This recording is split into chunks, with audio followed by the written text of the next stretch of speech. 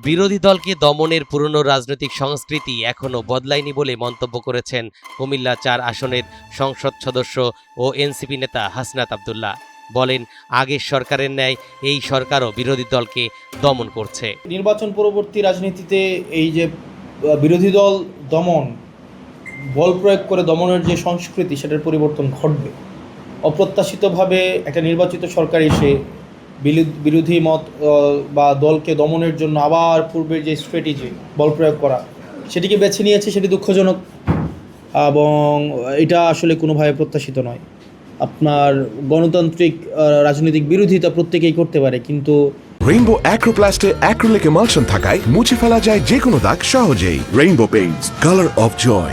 এইভাবে দমন করা, আপনারা হবিগঞ্জে দেখেছেন কিভাবে পুলিশ দিয়ে কিভাবে কর্মসূচিতে বাধা দেওয়া হয়েছে।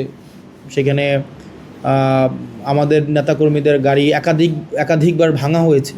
সেগুলো অপ্রত্যাশিত এবং এইগুলো হচ্ছে পলিটিক্যাল ডিসক্রেডিট হিসাবে এই বিএনপির জন্য বিবেচিত হবে। রোববার বিকেলে দেবিদ্বার উপজেলা পরিষদের পরিদর্শন কক্ষে স্থানীয় সাংবাদিকদের সঙ্গে মতবিনিময়কালে তিনি এ মন্তব্য করেন। হবিগঞ্জে এনসিপির পদযাত্রায় হামলার ঘটনায় উদ্বেগ প্রকাশ করে হাসনাত আব্দুল্লাহ বলেন, এসব ঘটনা অত্যন্ত অপ্রত্যাশিত এবং এটি বিএনপির জন্য রাজনৈতিকভাবে নেতিবাচক হিসেবে বিবেচিত হবে। কতিপয় রাজনৈতিক দল, নাম উল্লেখ করব না, তাদের কয়েকজন দেখা যাচ্ছে যে হয়তো ওই দেখা যায় আসেন ওই যে মাতুব্বরি করতে যাওয়া, যে তোমাদেরটা আমি তুলে দিচ্ছি, এরকম করতে যাওয়া। এরকম যদি হয়ে থাকে সেটা আপনারা আমাদেরকে তথ্য দিবেন এবং প্রশাসন যথাযথভাবে আমরা ব্যবস্থা নিব।